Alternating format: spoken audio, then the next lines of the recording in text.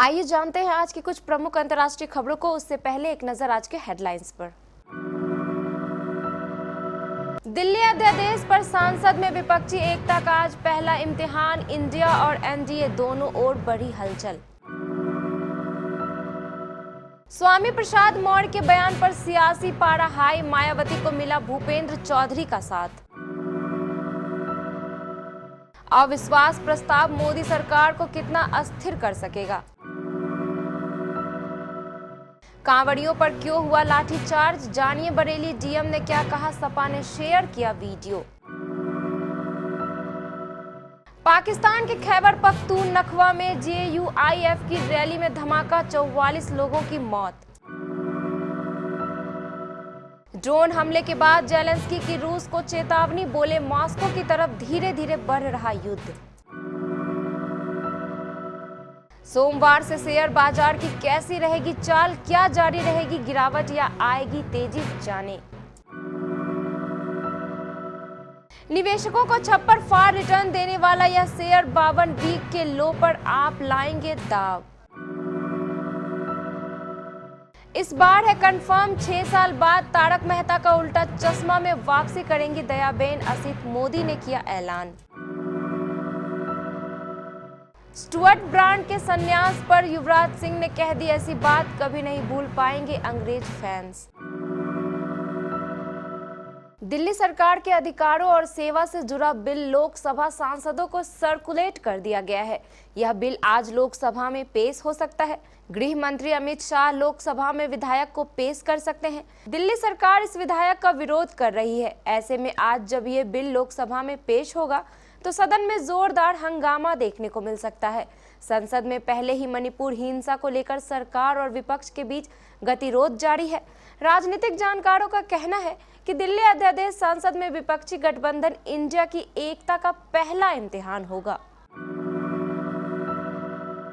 काशी और मथुरा में मंदिर मस्जिद को लेकर जारी अदालती लड़ाई का परोक्ष रूप में संदर्भ देते हुए समाजवादी पार्टी के वरिष्ठ नेता स्वामी प्रसाद मौर्य ने रविवार को कहा कि अगर भारतीय जनता पार्टी हर मस्जिद में मंदिर ढूंढेगी तो लोग हर मंदिर में बौद्ध मठ ढूंढने लगेंगे। सपा ने संवाददाताओं से कहा, भाजपा के लोग एक साजिश के तहत मस्जिद मंदिर का मुद्दा उठा रहे हैं। वे हर मस्जिद में मंदिर ढूंढ रहे हैं। यह उन्हें महंगा पड़ेगा, क्योंकि अगर वे हर मस्जिद में मंदिर ढूंढेंगे तो लोग हर मस्जिद में बौद्ध मठ ढूंढना शुरू कर देंगे। सपा के राष्ट्रीय महासचिव ने दावा किया कि इस बात के पर्याप्त ऐतिहासिक साक्ष्य है कि ये सभी मंदिर बौद्ध मठ थे। मौर्य ने दावा किया, उत्तराखंड में बद्रीनाथ और केदारनाथ मंदिर, पुरी में जगन्नाथ मंदिर, केरल में अयप्पा मंदिर और पंढरपुर महाराष्ट्र में विठोबा मंदिर 8वीं सदी तक बौद्ध मठ थे। इन मठों को ध्वस्त कर दिया गया और फिर वहां हिंदू मंदिर बना दिए गए। संसद के मानसून सत्र में मणिपुर हिंसा को लेकर लगातार गतिरोध बना हुआ है।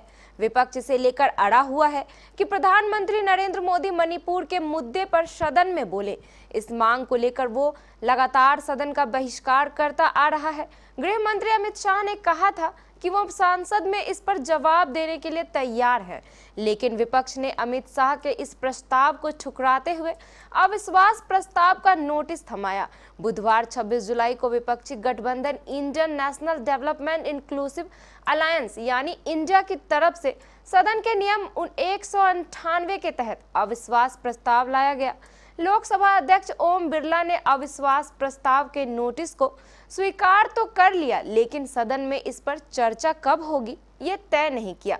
लोकसभा के नियम के अनुसार नोटिस स्वीकार किए जाने के 10 दिनों के अंदर इस पर चर्चा की तारीख तय की जाती है। इस प्रस्ताव का नोटिस दिए आज 6 दिन हो गए हैं, लिहाजा कयास लगाए जा रहे हैं कि इसी हफ्ते इस पर चर्चा होगी। बरेली जिले के बारादरी क्षेत्र में रविवार को निर्धारित मार्ग से अलग कांवड़ यात्रा निकालने के प्रयास के दौरान कांवड़ियों और पुलिस के बीच झड़प हो गई। भीड़ को तितर बितर करने के लिए पुलिस ने हल्का बल का प्रयोग किया। इस पूरी घटना का वीडियो समाजवादी पार्टी ने अपने सोशल मीडिया अकाउंट पर शेयर किया। बरेली के जिलाधिकारी शिवाकांत द्विवेदी ने बताया कि बारादरी क्षेत्र के जोगी नवादा में कांवड़िए बिना अनुमति के गैर परंपरागत मार्ग से गुजरना चाहते थे। कांवड़ियों को समझाने की कोशिश की गई, लेकिन वे करीब 6 घंटे तक अड़े रहे। जिलाधिकारी ने बताया कि प्रशासन से कांवड़ियों को मनाने की पूरी कोशिश की, लेकिन उन्होंने पुलिस और प्रशासन के खिलाफ नारेबाजी की। उन्होंने कहा कि कांवड़ियों के उग्र रवैयों को देखते हुए पुलिस को हल्का बल का प्रयोग करना पड़ा। द्विवेदी ने यह भी बताया कि मौके पर बड़ी संख्या में पुलिस बल तैनात किया गया है और स्थिति सामान्य है। पाकिस्तान के खैबर पख्तूनख्वा में हुए बम विस्फोट की घटना में अब तक 44 लोगों की मौत की सूचना है। एक कट्टरपंथी इस्लामी पार्टी की सभा में यह विस्फोट हुआ। इस घटना में 100 से अधिक लोग घायल हैं। खैबर पख्तूनख्वा प्रांत के पुलिस महानिरीक्षक अख्तर हयात गंडापुर ने AFP को बताया कि पार्टी के एक वरिष्ठ नेता समारोह को संबोधित करने वाले थे, लेकिन उनके पहुंचने से पहले एक बम विस्फोट हुआ। अख्तर हयात ने कहा कि सम्मेलन की मेजबानी कर रही जमीयत उलेमा ए इस्लाम पार्टी के नेताओं को निशाना बनाने के लिए यह विस्फोट किया गया था। यूक्रेन के राष्ट्रपति वोलोदिमीर जेलेंस्की ने रूस को चेतावनी दी कि युद्ध धीरे धीरे आपकी तरफ बढ़ रहा है। कीव द्वारा जारी किए गए बयान के मुताबिक जेलेंस्की ने कहा कि युद्ध के मैदान में रूस की आक्रामकता दिवालिया हो गई है। रूस और यूक्रेन के बीच 18 महीने से भी ज्यादा समय से युद्ध जारी है और वह थमने का नाम नहीं ले रहा है।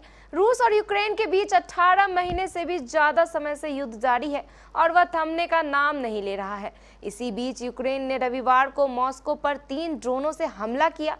हालांकि रूस ने एक ड्रोन को नेस्तानबूद करने की बात कही, जबकि अन्य 2 को जाम कर दिया, जो क्रैश हो गए। शेयर बाजार में एक बार फिर से गिरावट देखने को मिल रही है। पिछले हफ्ते उतार चढ़ाव भरे कारोबार में सेंसेक्स और निफ्टी टूटकर बंद हुए। आपको बता दें कि पिछले सप्ताह BSE का 30 शेयरों वाला सेंसेक्स 524.06 अंक यानी 0.78% नीचे आया। 28 जुलाई को सेंसेक्स 106.62 अंक यानी 0.16% गिरकर 66,160.20 अंक पर बंद हुआ। वहीं नेशनल स्टॉक एक्सचेंज का निफ्टी 13.85 अंक यानी 0.07% की गिरावट के साथ 19,646.05 अंक पर बंद हुआ। सेंसेक्स 20 जुलाई को अपने सर्वकालिक उच्च स्तर 67,619.17 अंक पर पहुंचा था। ऐसे में क्या अगले हफ्ते यानी सोमवार से बाजार की चाल कैसी रहेगी? क्या गिरावट जारी रहेगी या आएगी तेजी? आइए जानते हैं। पिछले साल फरवरी में 11 फरवरी 2022 को 3.65 का स्तर देख चुके तिरुपति टायर्स के शेयरों ने निवेशकों को अब तक 15 गुना का रिटर्न दे दिया है। तिरुपति टायर्स का मार्केट कैप 112 करोड़ रुपए है, जबकि इसके शेयरों का 52 हफ्ते का उच्च स्तर 60 के करीब है। तिरुपति टायर्स के शेयरों का 52 हफ्ते का निचला स्तर 12.85 रुपए है। तिरुपति टायर्स लिमिटेड ने शेयर बाजार को सूचना दी है कि उसके बोर्ड ऑफ डायरेक्टर्स ने 10:1 के अनुपात में स्टॉक स्प्लिट को मंजूरी दे दी है। तारक मेहता का उल्टा चश्मा में दयाबेन की वापसी का उनके फैंस लंबे वक्त से इंतजार कर रहे हैं। बीते कई दिनों से ऐसी खबरें आ रही है कि दयाबेन यानी कि दिशा वकानी जल्द ही शो में वापसी कर सकती है, लेकिन अब इन खबरों पर शो के मेकर्स ने मुहर लगा दी है। असित मोदी ने दयाबेन की वापसी को लेकर ऐसी बात कह दी कि उनका बयान तेजी से वायरल हो रहा है। ये ऐलान असित मोदी ने शो के 15 साल पूरे होने पर किया। दयाबेन के फैंस बीते 6 सालों में शो में वापसी का इंतजार कर रहे हैं। दयाबेन 6 साल पहले मैटरनिटी लीव पर गई थी, तब से अभी तक शो में वापस नहीं लौटी। इस दौरान शो में दयाबेन की वापसी की खबरें लगातार आती रही और हर बार फैंस के हाथ निराशा लगी, लेकिन इस बार इन खबरों को जोर असित मोदी के बयान से मिला है। भारत के पूर्व ऑलराउंडर युवराज सिंह ने संन्यास ले रहे इंग्लैंड के तेज गेंदबाज स्टुअर्ट ब्रांड के लिए रविवार को विदाई संदेश लिखा और उन्हें लाल गेंद के सबसे खतरनाक गेंदबाजों में से एक बताया, जिनका अंतर्राष्ट्रीय करियर कई लोगों के लिए प्रेरणा रहा है।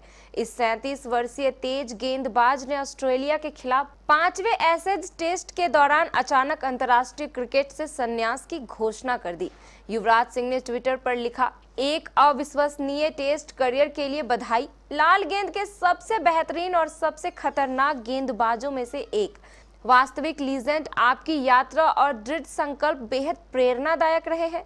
अगले चरण के लिए शुभकामनाएं बडी। Yuvraj Singh 2007 T20 world cup के दौरान डरबन में ब्रॉड का सामना करते हुए अंतर्राष्ट्रीय क्रिकेट में एक ओवर में 6 छक्के लगाने वाले पहले भारतीय बने थे।